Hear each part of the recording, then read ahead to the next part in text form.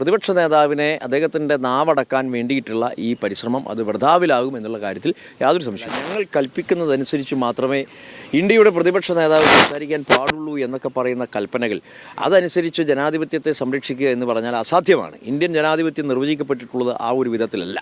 അപ്പോൾ ജനാധിപത്യം ഇന്ത്യയിൽ മരിക്കുന്നു എന്നുള്ള പല വിധത്തിലുമുള്ള വ്യാഖ്യാനങ്ങൾ വരുമ്പോൾ ഇത്തരത്തിലുള്ള സംഭവ വികാസങ്ങൾ കാണുമ്പോൾ ആ ഒരു തരത്തിലേക്ക് BJP ഇന്ത്യയുടെ ജനാധിപത്യ സംവിധാനത്തെ കൊണ്ടുപോവുകയാണ് എന്നുള്ള കാര്യത്തിൽ സംശയമില്ല. അത് അനുവദിക്കുന്ന പ്രശ്നമില്ല. അതുകൊണ്ട് ജനാധിപത്യ സംരക്ഷണത്തിന് വേണ്ടി ഈ രാജ്യത്തെ ജനങ്ങളുടെ അവകാശങ്ങൾ ഊട്ടിയുറപ്പിക്കുന്നതിന് വേണ്ടി ദേശസുരക്ഷയെ സംബന്ധിച്ച് ഒരു ഗവൺമെൻറ് എന്നുള്ള നിലയിൽ അവർ കൃത്യമായ ഇടപെടൽ നടത്തുന്നതിന് വേണ്ടി അക്കാര്യത്തിൽ പ്രധാനമന്ത്രിക്കുൾപ്പെടെ സംഭവിച്ചിട്ടുള്ള വീഴ്ചകൾ അവർ തുറന്നു സമ്മതിക്കുകയും മേലിൽ ഇത് ആവർത്തിക്കപ്പെടാതിരിക്കുകയും രാജ്യത്തിൻ്റെ യശസ് ഉയർത്തുന്നതിന് വേണ്ടിയിട്ടുള്ള വലിയൊരു പോരാട്ടത്തിനാണ് ഇപ്പോൾ നേതൃത്വം കൊടുക്കുന്നത്.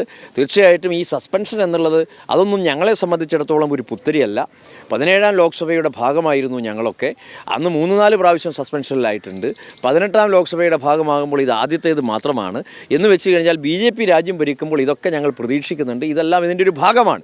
അപ്പോൾ ഏതായാലും ഈ കാര്യത്തിൽ ഈ ഒരു വിധത്തിലൊന്നും ഈ സമരത്തെ അടിച്ചമർത്താൻ സാധ്യമല്ല. പ്രതിപക്ഷ നേതാവിനെ അദ്ദേഹത്തിൻ്റെ നാവടക്കാൻ വേണ്ടിയിട്ടുള്ള ഈ പരിശ്രമം അത് വൃഥാവിലാകും എന്നുള്ള കാര്യത്തിൽ യാതൊരു സംശയമില്ല.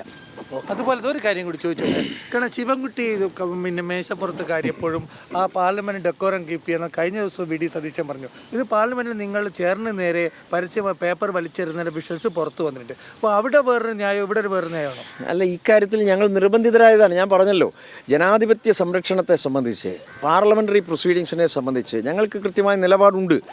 ഒരിക്കലും ഈ വിധത്തിലുള്ള അഭ്യാസ പ്രകടനങ്ങൾ അല്ലെങ്കിൽ ഈ തരത്തിൽ പാർലമെൻറ്റിനുള്ളിൽ വലിയ സമരങ്ങൾ നടത്തണമെന്ന് ആഗ്രഹിച്ച് പാർലമെൻറ്റിലേക്ക് വരുന്ന ആളുകളല്ല ഞങ്ങൾ പാർലമെൻറ്റിലെ അവിടെ നടക്കുന്ന ചർച്ചകളിൽ പങ്കെടുക്കാനും ഇപ്പോൾ അവിടെ നടന്നുകൊണ്ടിരിക്കുന്നത് നയപ്രഖ്യാപന പ്രസംഗത്തിന് മേലെയുള്ള നന്ദി പ്രമേയ ചർച്ചയാണ്.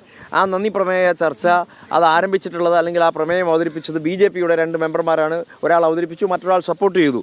പിന്നീട് പ്രതിപക്ഷത്ത് നിന്നുമുള്ള ആദ്യത്തെ സ്പീക്കർ എന്ന് പറയുന്നത് ബഹുമാനപ്പെട്ട പ്രതിപക്ഷ നേതാവാണ്. അപ്പോൾ സ്വാഭാവികമായും പാർലമെൻ്ററി പ്രൊസീഡിങ്സിനെ സംരക്ഷിക്കാനുള്ള ബാധ്യത ഞങ്ങൾക്കുണ്ട്. എന്താ അവർ മിനിയാന്ന് പറഞ്ഞത്? അവർ മിനിയാന്ന് പറഞ്ഞു പ്രതിപക്ഷ നേതാവ് പറഞ്ഞിട്ടുള്ള കാര്യങ്ങൾ ഒരു മാസികയിൽ വന്നിട്ടുള്ള വെളിപ്പെടുത്തലുകളാണെങ്കിൽ അത് ഒതൻറ്റിക്കേറ്റഡ് അല്ല, അത് സഭയുടെ മേശപ്പുറത്ത് വയ്ക്കാൻ തയ്യാറാവണം, അതിനുവേണ്ടി മുൻകൂട്ടി നോട്ടീസ് നൽകണം എന്നൊക്കെ പാർലമെൻ്ററി അഫയേഴ്സ് മന്ത്രി കിരൺ റിജിജു പറഞ്ഞു.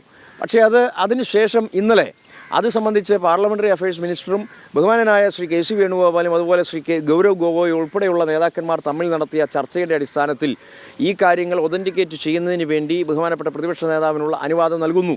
അദ്ദേഹം അത് ഒതൻറ്റിക്കേറ്റഡ് ആക്കുന്നു, സഭയുടെ മേശപ്പുറത്ത് വെക്കുന്നു. സഭയുടെ മേശപ്പുറത്ത് വെച്ച് കഴിഞ്ഞാൽ അത് സഭയുടെ ഭാഗമായി അദ്ദേഹത്തിൻ്റെ പ്രസംഗത്തിൽ നിങ്ങളെല്ലാവരും ശ്രദ്ധിച്ചിട്ടുണ്ടാകും. അദ്ദേഹം ഇന്നലെ പറഞ്ഞത് എന്താണ്? ഞാനിത് സഭയുടെ മേശപ്പുറത്ത് വെച്ചിരിക്കുമ്പോൾ അല്ലെങ്കിൽ ഇത് സഭയുടെ ഭാഗമായി മാറിക്കഴിഞ്ഞാൽ പിന്നെ ഇത് എല്ലാവർക്കും ആവശ്യമായ തരത്തിൽ അത് വായിക്കാനും ഒക്കെയുള്ള അവസരമാണ് ലഭിക്കുന്നത്.